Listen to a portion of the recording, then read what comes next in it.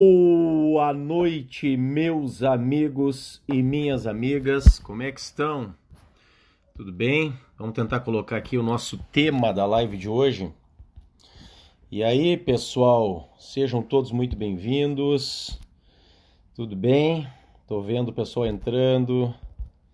E aí, galera bonita, tudo bom? Opa, virou aqui. Tá. Me digam como é que estão? Tudo certo? Opa, fixei mal, desafixar.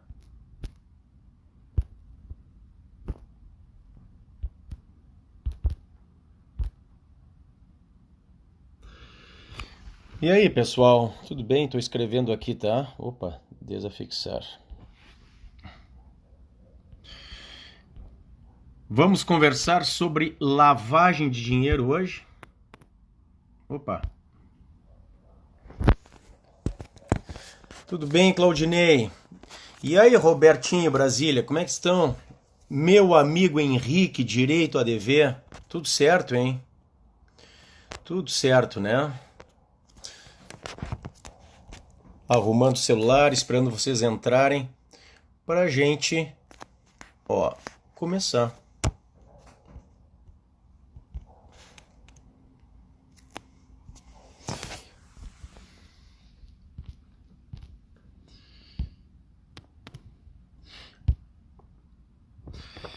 Oi, Vanessa, Vitor, Jana, e aí? Tudo bem? Tudo certo, né, pessoal? Vamos lá então. Vou fixar um comentáriozinho aqui. Lavagem de dinheiro com o arroba prof. Alexandre Salim, publicar.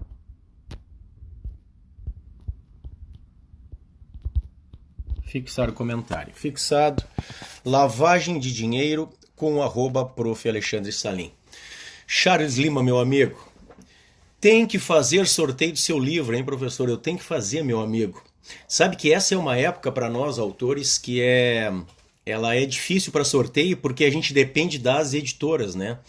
Porque os livros chegam sempre mais nos primeiros meses do ano, né, para a gente sortear. Mas nada impede que a gente faça um sorteio e depois eu peço para a editora mandar para vocês. Vamos lá, Robertinho, Charles. E aí, Andrei? Vai ser aula? Vai ser, meu amigo. Tá ali, ó. Vamos conversar sobre lavagem de dinheiro, tá? Aracaju na área. Um beijo, pessoal dessa terra maravilhosa de Aracaju. E aí, Manuel, meu amigo, tudo bem? Nós vamos conversar sobre direito penal, como sempre fazemos às segundas-feiras. Então, aqueles que ainda não me conhecem, eu sou o professor Alexandre Salim, sou professor de direito penal, de processo penal, de legislação penal especial. Sou parceiro deste perfil tão bacana que eu amo direito. E aí, Caleb, meu amigo, tudo bom? Ézio? E aí, professor? Vou ser colega, estudando muito. Não tenho dúvida, meu amigo Ézio. Como é que está? Natal na área do Rio Grande do Sul, Rio Grande do Norte, eu não canso de dizer, né? Direito na área. Acho que a Federal da Bahia passou ali, foi muito rápido, não consegui ver. Um beijo para vocês, tá, pessoal? Eu sou promotor no Rio Grande do Sul, aqueles que não me conhecem, então, muito prazer. Sou titular da primeira promotoria criminal de Caxias, Rio Grande do Sul, onde nós fazemos os tribunais do júri. Petrolina, Pernambuco. Muito legal. Rodrigo M. Flores, futura autoridade policial. Vamos lá. Vamos lá, Andrei. Vamos lá. Quem é que tá lá? Branca Manaus. Olá, professor. Um beijo para Manaus, um beijo para Lagoas, Uberlândia. Que legal. BH. BH é a terra de gente bonita, né? Ouro Preto. Vamos lá, pessoal. Vamos entrando e vamos conversar sobre este tema maravilhoso que é o direito penal. Canguçu, Aline Heinemann. Tudo bom, querida Aline? Como é que tá Canguçu, hein? Qual é? A colega tá ali ainda? Era a Karina, né? Goiânia, Goiás, Feira de Santana, terra maravilhosa, Rio de Janeiro, capital, aquele abraço. Blumenau é terra de gente bonita, Blumenau é mesmo, hein? Salim, o promotor mais brilhante. Obrigado, meu amigo. Pernambuco na área. Alexandre. Paraná, Autônia, meu xará. E aí, Ceará, quem é que tá? Ednê. Canoas, ó, tá perto de mim. Grande Maurício de Canoas, Cuiabá, terra maravilhosa. Tô mandando um salve pro César Augusto 27. Tudo certo, Aline? Canguçu, que legal. Trabalhei aí, sabia? Vamos lá, vamos lá. Obrigado por responder meus comentários. Vai ficar disponível, meu amigo Andrei. As lives, elas sempre ficam disponíveis, as minhas de segunda-feira, por 24 horas no perfil do Amo Direito, tá? Mas depois o pessoal do Amo Direito transforma em podcast. Então vocês podem depois escutar quando vocês quiserem todas as minhas lives, tá? Boa noite, Miguel Del Carmo, meu amigo, Carlos Dovan. Dovan ou Dovan? Vocês podem encontrar as lives também, que eu faço aqui no Amo Direito, ali no meu canal do YouTube, tá? Professor Alexandre Salim. Vamos lá então? Vamos trabalhar, pessoal? Eu quero a participação de vocês hoje. Batista de São Paulo, capital. Valeu, JB, meu amigo. Quero a participação de vocês na nossa live de hoje, tá? Michele Ticiane. E aí, vamos começar? Bom, a lavagem de dinheiro, pessoal, ela está muito ligada, está muito relacionada à questão do próprio crime organizado, né? Manda um salve pro meu amigo Neguinho. Ô, Neguinho, vai estudar, meu amigo, vamos lá! Félix Henrique, São Luís do Maranhão. Esse cara é fera, o Félix Henrique, sabe muito direito penal. Maurício de Teresina, muito bom ter vocês aí, tá? Bom, eu dizia que a lavagem de dinheiro, ela está muito relacionada à questão do crime organizado, à questão da organização criminosa. E nós já tivemos lá atrás uma lei do crime organizado, a 9.034, que, pasmem vocês, ela não definia o que era crime organizado. Ela punia a integrar a organização criminosa, mas não dizia o que é crime organizado. Então nós promotores e procuradores da República que trabalhamos com a seara criminal, nós nos valíamos da Convenção de Palermo. A Convenção de Palermo que foi promulgada no Brasil em 2004 por meio de um decreto, o Decreto 5015. Só que havia muita crítica, principalmente dos advogados criminalistas, dos defensores públicos, de setores ligados à defesa, dizendo, para aí, promotor, você está trazendo o conceito de organização criminosa da Convenção de Palermo, correto? Correto. Por quê? Porque a lei brasileira não prevê. Tá, mas só um pouquinho. A Constituição Federal, no artigo 5º, inciso 39, e o Código Penal, no artigo 1º, dizem que não há crime sem lei anterior que o defina. E não sem tratado internacional, e não sem convenção internacional anterior que o defina. É sem lei anterior que o defina. Pois é, um argumento muito forte. O que acontecia? Nós tínhamos ali uma ofensa ao princípio da taxatividade. Se punia integrar organização criminosa, mas não se dizia o que era organização criminosa. Vem uma lei de 2012 e que acaba conceituando organização criminosa, exigindo 3 ou mais pessoas, mas esta lei depois acaba sendo, neste particular, tacitamente revogada pela atual lei do crime organizado, a 12.850, que fala em 4 ou mais pessoas. Então o conceito de organização criminosa hoje está na lei 12.850 de 2013, lá no artigo 1º, parágrafo 1º, que exige 4 ou mais pessoas. E eu dizia a vocês que tanto a 12.850, que fala do crime organizado, quanto a 9.603 de 98, que fala da lavagem, são leis que devem sempre ser lidas de forma atrelada, devem estar linkadas. Não é à toa que se fala em lavagem de dinheiro e que se remonta ao crime organizado da década de 20, lá em Chicago. Pois é, com ele mesmo, com Al Capone. Lá em Chicago, o crime organizado lavava o dinheiro, dissimulava a origem ilícita do dinheiro. Então todo este ganho que se dava com o crime organizado era escondido, era lavado, era dissimulado em lavanderias. Por isso se fala muito em branqueamento de capitais. É um termo que muitos acham politicamente incorreto. Branqueamento de capitais, porque haveria uma certa conotação preconceituosa ali. Eu acho, na verdade, uma bobagem isso, porque na verdade não tem nenhum tipo de conotação racial ali, tá? Branqueamento de capitais no sentido de lavar, de lavagem de capitais, de lavagem de dinheiro. Bom, a lavagem de dinheiro, ela pressupõe que nós conheçamos algumas gerações no que diz respeito à legislação. Então nós vamos falar agora de um tema que é super importante, pessoal, que são as gerações, alguns falam em dimensões, das leis que tratam da lavagem de dinheiro.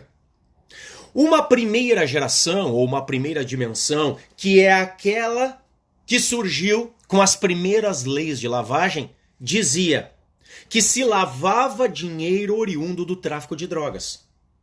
Em outras palavras, pessoal, só havia um crime antecedente. Eu lavava dinheiro oriundo do tráfico de drogas. É assim que nasceu a lei de lavagem mundo afora. As primeiras legislações específicas sobre lavagem, todas eram de primeira geração, ou de primeira dimensão. Se lavava dinheiro oriundo do tráfico. Depois nós chegamos a uma segunda geração, uma segunda dimensão, uma segunda geração de leis de lavagem.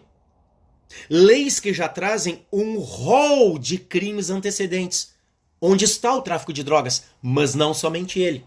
Há um rol de crimes antecedentes. Foi assim, meus amigos e minhas amigas, que nasceu a nossa legislação. Foi assim que nasceu a Lei 9.613 de 98. Foi assim. Socorro, querida, vai ficar disponível, tá? Nas primeiras 24 horas fica aqui no Stories do Amo Direito e depois eu coloco lá no meu canal do YouTube, tá? Vani, minha querida amiga. E aí, Vani? Tudo certo? Então, o que é a segunda geração das leis de lavagem? Esta segunda geração de leis mundo afora trabalha com um rol de crimes antecedentes. Claro que é um rol taxativo, que não poderia ser ampliado. Um rol taxativo que prevê, por exemplo, o crime de tráfico, por exemplo, o crime de terrorismo, por exemplo, o contrabando, por exemplo, crimes contra a administração pública, crimes contra o sistema financeiro nacional, organização criminosa, crimes que estão num rol fechado, taxativo, que não pode ser ampliado. Foi assim que nasceu a Lei 9.613 de 98 no Brasil. Foi assim que nasceu a nossa lei de lavagem de dinheiro no Brasil, pessoal. Uma lei de segunda geração ou de segunda dimensão. Olhem a pergunta que eu vou fazer. É possível a lavagem em cadeia? Isso é pergunta de segunda fase de Ministério Público, hein? E a gente está treinando aqui no perfil do Amo Direito. É possível lavagem em cadeia? É possível a lavagem da lavagem? A tua resposta deve ser depende. Depende se o crime antecedente pode ser também lavagem. Pois é. Se vocês abram aí no computador de vocês, se vocês tiverem acesso, abram aí. Coloquem na internet Lei 9.613 e vejam que há um artigo 1º todo riscadinho. Por quê? Porque até 2012, meu amigo Arthur, achou difícil a pergunta? Ô, show, cara, muito bom. Vamos lá, Charles, meu amigo. Até 2012, Charles, até 2012, Arthur, nós tínhamos um rol fechado. E este rol fechado trazia uns crimes. Se vocês abrirem a lei de lavagem, vocês verão quais crimes eram admitidos como crimes anteriores à lavagem. De novo, o tráfico de drogas, o financiamento ao tráfico, o terrorismo, o financiamento ao terrorismo, o crime de contrabando, os crimes de organização criminosa, crimes contra a administração pública. Então veja, se nós olharmos este rol de crimes antecedentes, nós não vamos encontrar a lavagem. Então, pessoal, até 2012, quando houve a alteração ao artigo 1º da nossa lei de lavagem, não cabia lavagem em cadeia. Não cabia, Claudinei, lavagem da lavagem. Por quê? Porque não havia previsão do crime de lavagem no rol antecedente, o rol fechado de crimes antecedentes que admitiam uma posterior lavagem. E, pessoal, tudo muda em 2012. Porque se vocês observarem, a nossa legislação, a 9.603 de 2012, ela foi alterada. Em 2012, a nossa legislação passa a ser uma legislação de terceira geração. Passa a ser uma lei de terceira dimensão. Por quê? Porque o artigo 1º vem alterado, pessoal, anotem aí, pela 12.683. A lei 12.683 de 2012 altera de maneira substancial a lei de lavagem. E onde nós tínhamos um rol de crimes antecedentes, Davi, essa lei vai ser importante para a tua preparação, meu amigo. Segundo semestre, mas já se preparando para a OAB, se preparando para concurso público. Vamos lá. Alguma coisa que eu estou falando hoje vai vir na prova do Rodrigo M. Flores. Hein? Não cabe dolo eventual? O que você disse ali? Não cheguei a pegar? Ó, não peguei, meu querido amigo. A gente já vai falar do elemento subjetivo, tá? Olhem só então. Vem a lei de 2012 e diz que agora não há mais um rol de crimes antecedentes. Vai nos dizer que lavagem de dinheiro, ela pressupõe qualquer infração penal antecedente. E vocês que estão no começo da faculdade, o Davi no 2º semestre, o Neto no 4º semestre, vocês têm que saber que infração penal é o gênero. Quem é que me diz aí? Infração penal é o gênero para 2 espécies. Vamos lá, pessoal, eu quero a participação de vocês. Infração penal no Brasil é o gênero para 2 espécies. Vamos lá. Vamos falar sobre isso aí, meu amigo Rodrigo M. Flores. Vamos falar. Infração penal é o gênero para 2 espécies. Quais são? Matou meu amigo Mop 96. Matou Vinícius, meu amigo. Vocês estão com tudo. Galera do bem, galera inteligente. Vamos lá. Cai na pós? Cai na pós. Claro que cai na pós, tá? Na minha pós, pelo menos, cai. Eu tenho um módulo na minha pós, pessoal, que é Direito Penal Econômico, onde nós estudamos lavagem de dinheiro, crimes contra o Sistema Financeiro Nacional, a 7492, crimes contra a Ordem Tributária, a 8.137, crimes contra a Economia Popular, a 1521, tudo dentro deste módulo Direito Penal Econômico. Então, meu amigo, minha querida amiga Claire, vamos lá, resenha jurídica oficial, estamos com tudo aqui neste perfil maravilhoso do Amo Direito, hein? Matou crime e contravenção, matou, vai cair no TJMA, vai cair. Vamos lá. Infração penal no Brasil é o gênero para 2 espécies. De um lado crime, do outro a contravenção. Crime no Brasil é a mesma coisa que delito. Crime ou delito de um lado e contravenção do outro. São as 2 espécies do gênero infração penal. Portanto, hoje, quando o artigo 1º da lei de lavagem, Claire, a gente está falando sobre lavagem de dinheiro, então abre a tua lei 9.613 de 98. Quando o artigo 1º da 9.613 fala que nós podemos lavar dinheiro oriundo de qualquer infração penal antecedente, abriu o leque. Abriu o leque para crimes e contravenções. Para crimes e contravenções. Não, você não pode colocar ato infracional, meu querido, tá? Por quê? Porque ali nós temos infração penal. Infração penal é crime ou é contravenção. Artigo 1º da LICP, Lei de Introdução do Código Penal, Decreto-Lei 3914 de 41, tá? Nós tínhamos um problema e há esta particularidade no Brasil do jogo do bicho, né, pessoal? O jogo do bicho é contravenção. O jogo do bicho é muito forte em certas regiões do país. Pega em Rio de Janeiro, por exemplo. Mas é no Brasil inteiro, aqui no Rio Grande do Sul também. Nós temos um problema enorme com o jogo do bicho, com máquina caça-níquel. Tem gente que deixa o salário inteiro em máquina caça-níquel e jogo do bicho. É uma contravenção. Até 2012, pessoal, não se podia falar em lavar dinheiro oriundo do jogo do bicho. Por quê? Vocês entenderam? Porque a nossa lei nasceu como uma lei de segunda geração. Uma lei que trazia um rol fechado de crimes anteriores. Alguns crimes que não podiam ser ampliados. E contravenção não é crime. Então não tinha ali jogo do bicho. Não se podia falar, olha o absurdo, até 2012, em lavagem de dinheiro oriundo do jogo do bicho. A coisa muda em 2012, com a alteração que vem a nossa lei de lavagem, que passa a ser uma lei de terceira geração. Hoje nós podemos falar em lavar dinheiro oriundo de qualquer infração penal, seja ela um crime, seja ela uma contravenção. Então hoje sim, quem lava dinheiro oriundo do jogo do bicho, pratica lavagem. Quem lava dinheiro de qualquer contravenção, pratica lavagem. E aí eu volto à pergunta que eu fiz para vocês. É possível no Brasil a lavagem em cadeia?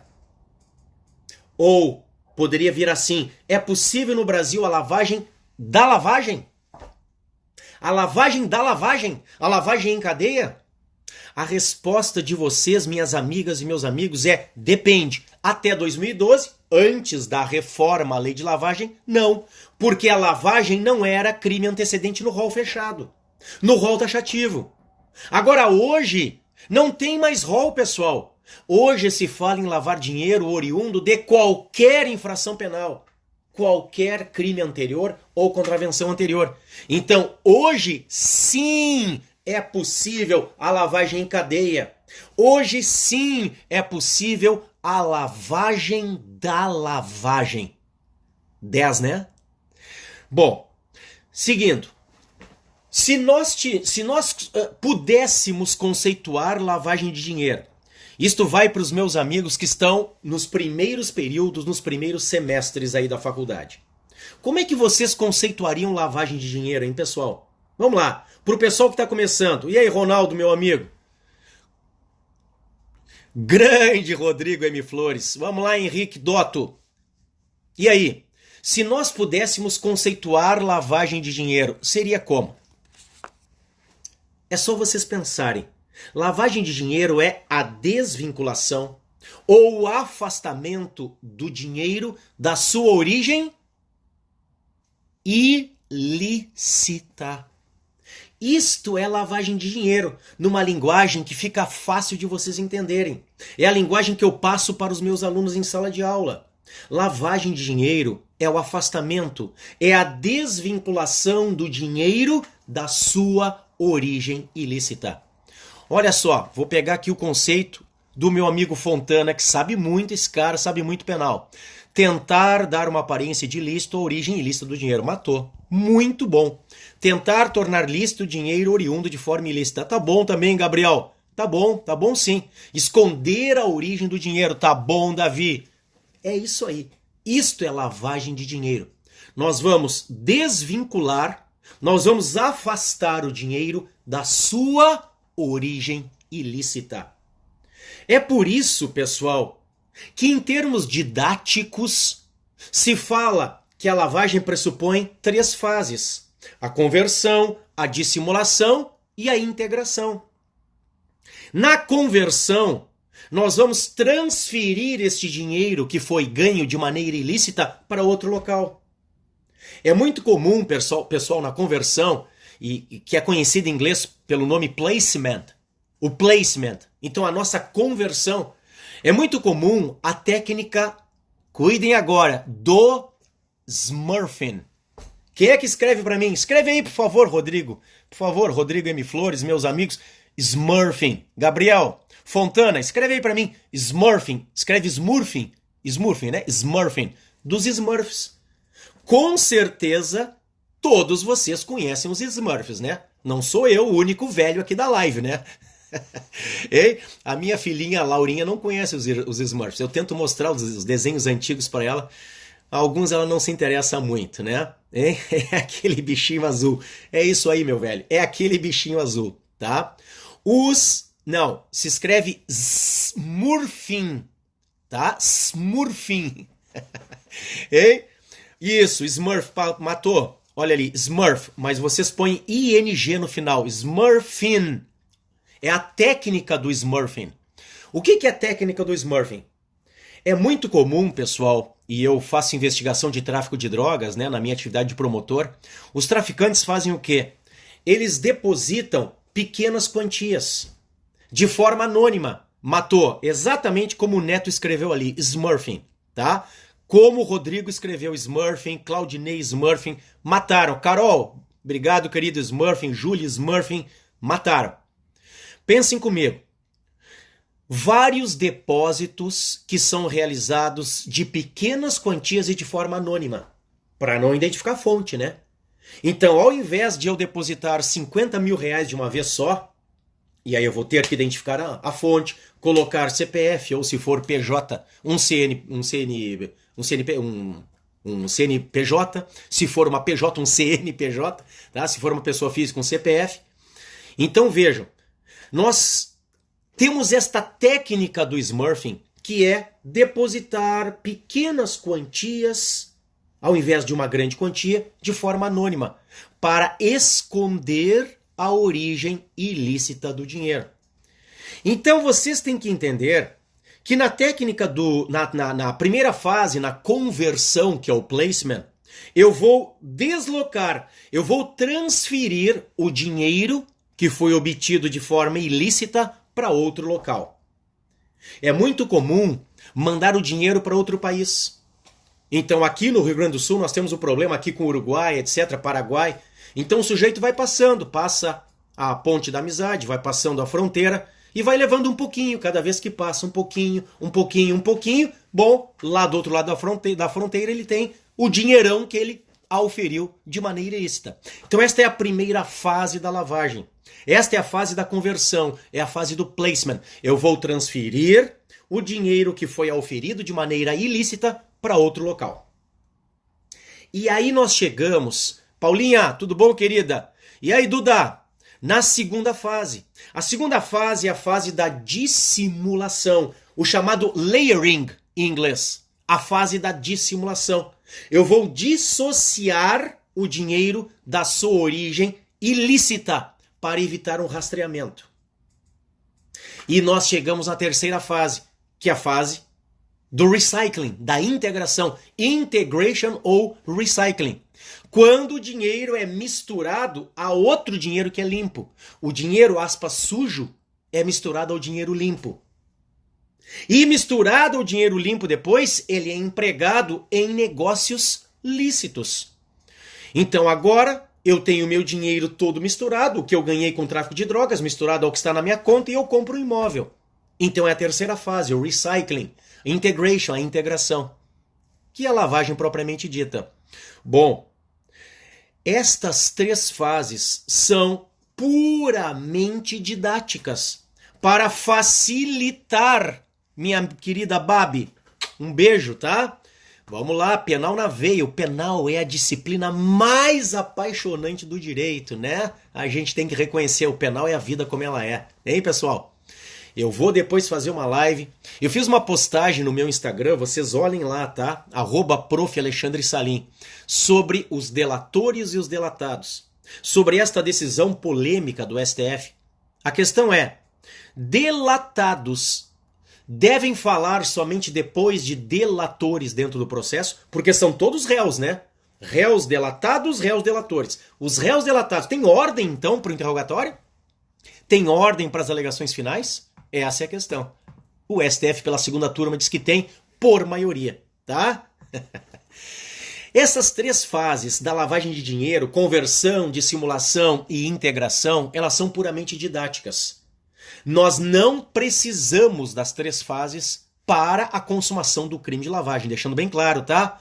Não precisamos, perfeito, abrir empresa fantasma, Babi, isso aí, querido, um beijo, tá? Não precisamos das três fases e eu com uma bolinha na mão, agora que eu vi, né? Isso aqui foi um presente do meu filhinho, tá? De Dia dos Pais, me deu uma bolinha de futebol. Não precisamos das três fases para a consumação, tá? Eu vou agora, meu amigo Guto, penal por amor, penal na veia, como eu digo, né? Hein? Vamos fazer, Gabi. Ô, Gabriel, vamos fazer uma live sobre a 8.072. Vamos fazer sim, tá?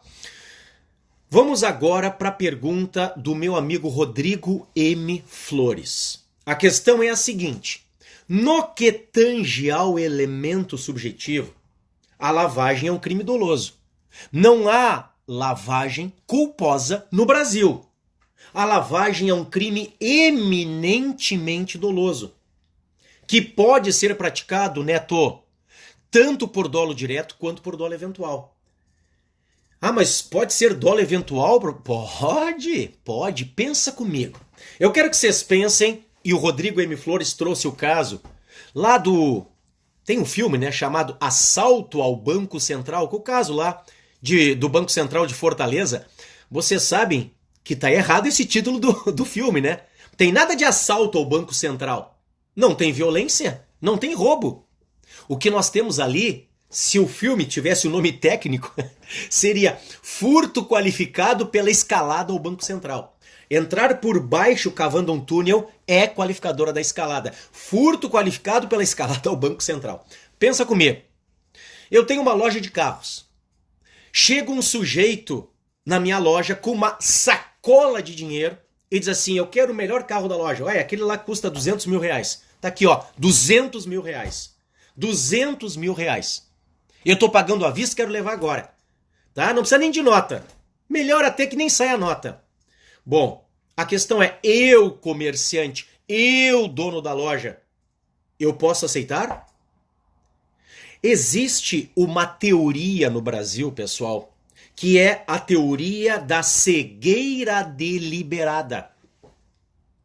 Chamada também de teoria das instruções da avestruz. Esse nome é engraçado, né?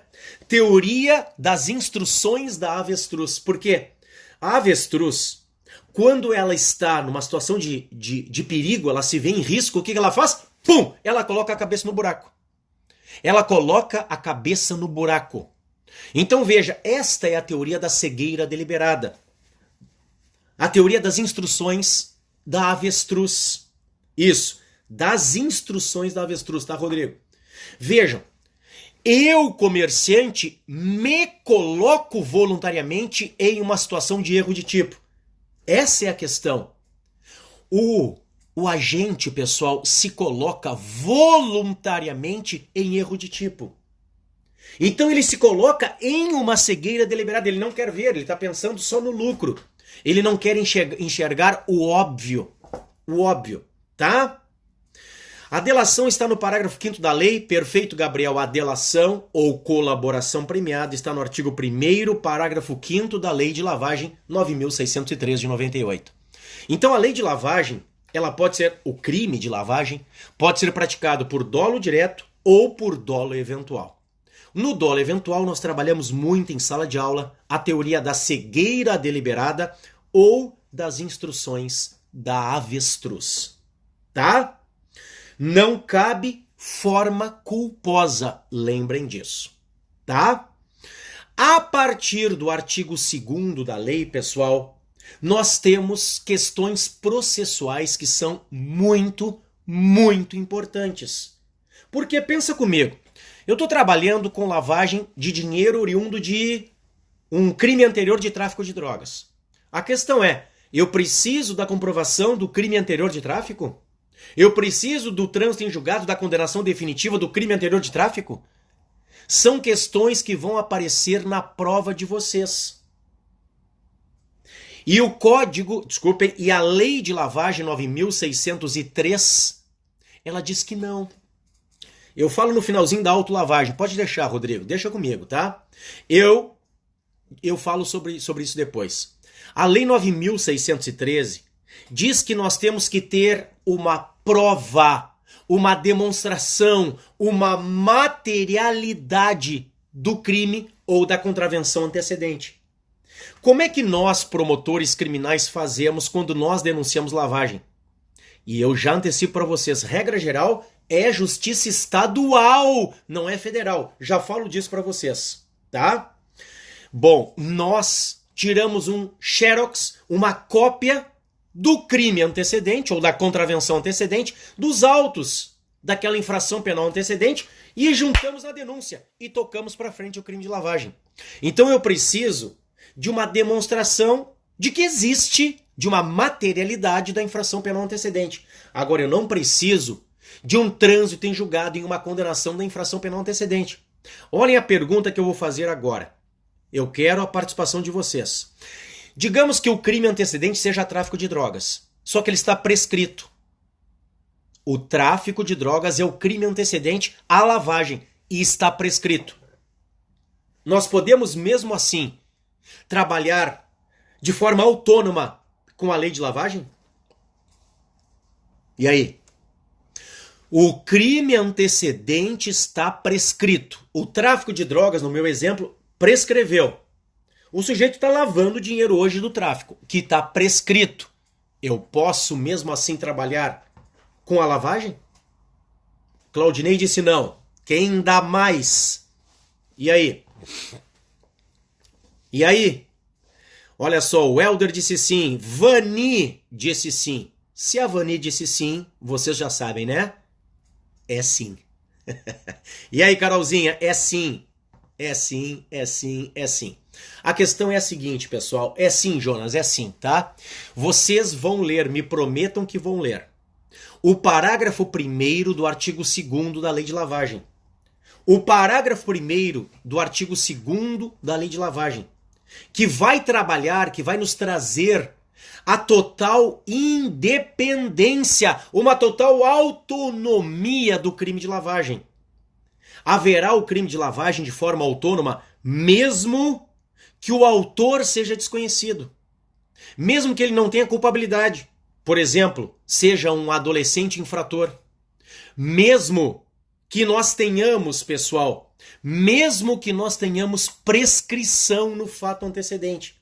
O autor pode não agir com culpabilidade. O autor pode ser desconhecido. O crime pode estar prescrito. Boa noite, Wagner, meu amigo. Ludmila, beijo, querida. Mesmo assim, é possível o processamento da lavagem em face da sua total independência. E ao contrário do que muitos pensam, pessoal, a lavagem é processada pela gente na Justiça Estadual. Eu falo a gente porque eu sou promotor de justiça, eu trabalho na Justiça Estadual e não na Federal. As pessoas acham que a lavagem vai para a Federal. Ah, não, vai para o MPF. Negativo. Só vai para o MPF nas duas hipóteses que estão no artigo 2º, inciso 3º da Lei de Lavagem. Só nas duas hipóteses. Ou há interesse da União, ou, atenção para a segunda hipótese, a infração antecedente de competência da Justiça Federal. Posso repetir a lei? Posso, Mara. A Lei de Lavagem é a 9.613, de 98, tá? E a independência da lavagem está no artigo 2º, parágrafo 1º, tá? Tá bem? Bom, cuidado então. Pensem comigo. Ó, o Arnaud me pergunta, tráfico de drogas prescrito? Ô, meu velho, e por que não? E por que não? É só você pensar, por exemplo, numa prescrição em concreto. O juiz deu uma pena mínima, diminuída no caso do tráfico privilegiado. Se você for olhar, a pena do tráfico, meu amigo Arnaud, é de 5 a 15. 5 anos são 60 meses, né? 5 vezes 12, 60. Se o juiz der o tráfico privilegiado, ele pode diminuir de 1/6 a 2/3. Tire 2/3 de 60 meses. Você fica com 20 meses, ou com 1 ano e 8 meses. E aí vamos somar que o réu é menor de 21 ao tempo do crime. Ele tem 18, 19 ou 20. A prescrição é contada pela metade. Pronto, prescreveu. Prescreveu, tá? Pensem comigo. Bom, nós temos no inciso 3º do artigo 2º da Lei de Lavagem as duas únicas hipóteses de competência da Justiça Federal. Ou a letra A, interesse da União, ou a letra B, infração penal de competência da Justiça Federal. Então vocês já sabem, e essa vai para o meu amigo Léo, grande Léo Sabino 2019, esse aí é o cara, vai para o meu amigo Léo, meu aluno lá no Mentoring de Direito Penal e de Processo Penal com a professora Licínia Rossi, né? Léo, olha só, se cair na prova que se está lavando dinheiro oriundo de um tráfico internacional de drogas, você já sabe. A lavagem também será de competência da Justiça Federal. Ou seja, se a infração penal antecedente é de competência da Justiça Federal, toda a lavagem será de competência da Justiça Federal. É o inciso 3º, letra B do artigo 2º da Lei de Lavagem, tá? E, pessoal, eu vou encerrar respondendo, por fim, a indagação do meu amigo Rodrigo M. Flores. É possível a self-laundering no Brasil? É assim que ela é conhecida na legislação, na literatura mundial, self-laundering, a autolavagem? É possível a autolavagem no Brasil? Ou seja, é possível que o autor da infração penal antecedente também seja o autor da lavagem? Isto não é unânime no Brasil em doutrina, Rodrigo M. Flores, mas na jurisprudência dos tribunais superiores, sim, é possível. No Brasil não há reserva de self-laundering, como por exemplo na Alemanha. Há países que fazem a reserva de autolavagem. Ou seja, o autor da lavagem não pode ser o autor do crime antecedente. Tá? Cuidado com isto. Se o Brasil quisesse, ele teria feito esta reserva, como fez, por exemplo, lá na questão do favorecimento real. O favorecimento real, que vai falar expressamente fora dos casos de coautoria ou de receptação. Então, por exemplo, na própria receptação, o autor do furto não pode ao mesmo tempo ser receptador. Mas aqui na Lei de Lavagem não há reserva de self-laundering. Não há reserva de autolavagem.